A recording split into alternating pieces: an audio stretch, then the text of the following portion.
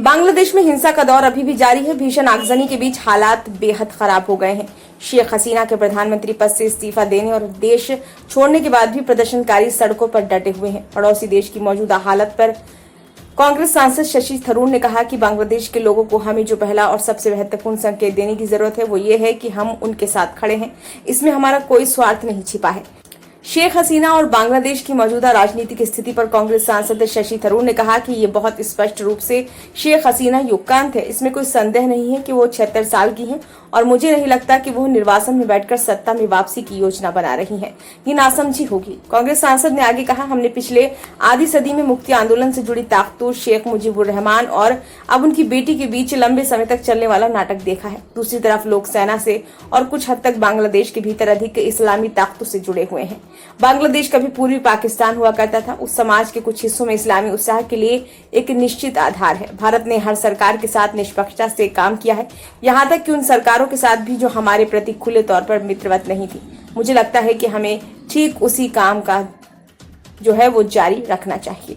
बांग्लादेश में अंतरिम सरकार के बारे में पूछे जाने पर शशि थरूर ने कहा, मुझे लगता है कि हमें खुद को उनकी मदद करने के लिए तैयार रहना चाहिए। भारत को हर किसी को आश्वस्त करना चाहिए कि हम एक अमित्र शक्ति नहीं है और बांग्लादेश में जो कुछ भी हो रहा है उस पर हावी होने या नियंत्रित करने की हमारी कोई इच्छा नहीं है। हम मददगार बनना चाहते हैं। मेरा मानना है कि ये उस समय का संदेश होगा जिसे सार्वजनिक और निजी तौर पर दोनों तरह से देना चाहिए। बांग्लादेश के बिगड़े हालातों पर कांग्रेस सांसद ने कहा, जहां तक भारत का सवाल है, हमें बांग्लादेश के लोगों को पहला और सबसे महत्वपूर्ण संकेत ये देने की जरूरत है कि हम उनके साथ खड़े हैं। इसमें भारत का कोई अन्य निहित स्वार्थ नहीं है। हिंदुओं के घरों, मंदिरों और व्यक्तियों पर हमलों की कुछ परेशान करने वाली खबरें आ रही हैं।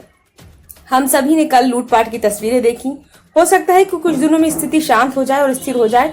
अगर ऐसा नहीं होता है तो शरणार्थियों के हमारे देश में आने का भी खतरा है और ये गंभीर चिंता का विषय होगा। उन्होंने आगे कहा, मुझे उम्मीद है कि हमारे उच्चायुक्त और हमारे कर्मचारी सुरक्षित हैं और स्थिति की बारीकी से निगरानी कर रहे हैं। हम अभी भी नहीं जानते कि अंतरिम सरकार में कौन होगा।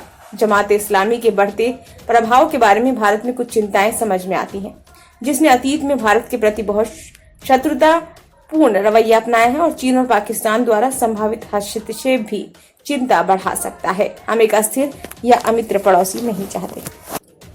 ब्यूरो रिपोर्ट, नई दिल्ली।